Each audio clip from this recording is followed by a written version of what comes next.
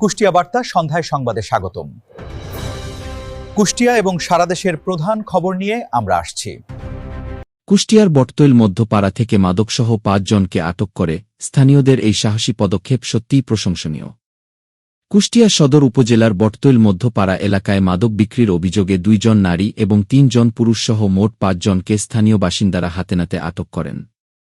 আটকের পর স্থানীয়রা তাদের আটকে রেখে তাৎক্ষণিকভাবে কুষ্টিয়া সদর থানা পুলিশকে খবর দেন এবং পরবর্তীতে পুলিশ ঘটনাস্থলে পৌঁছালে তাদের আইনি প্রক্রিয়ার জন্য পুলিশের কাছে হস্তান্তর করা হয়।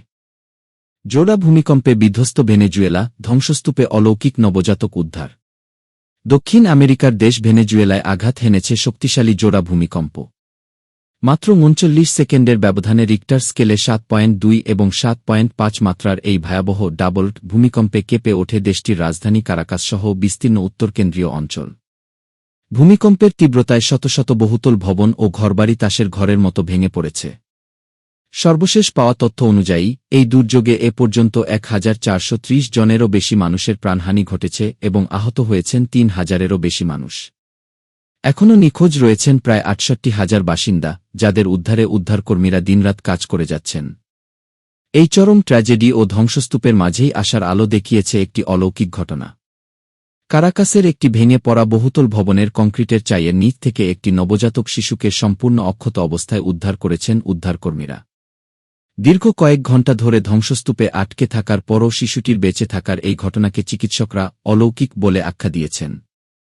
এই হৃদয়স্পর্শী দৃশ্যটি বিশ্বজুড়ে সামাজিক যোগাযোগ মাধ্যম ও আন্তর্জাতিক গণমাধ্যমগুলোতে ব্যাপক আলোড়ন সৃষ্টি করেছে।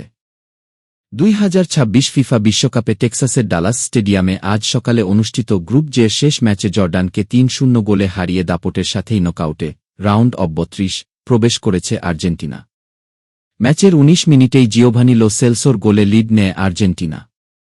এরপর ৩১ মিনিটে লাউতারো মার্তিনেজ পেনাল্টি থেকে নিখুঁত ফিনিশিংয়ে ব্যবধান দ্বিগুণ করেন।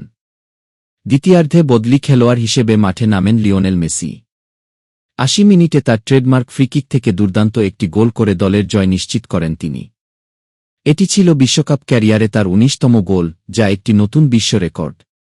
টানা ৩ জয়ে ৯ পয়েন্ট নিয়ে গ্রুপ চ্যাম্পিয়ন হিসেবে পরবর্তী ধাপে পা রাখল লিওনেল স্কালোনির শিষ্যরা।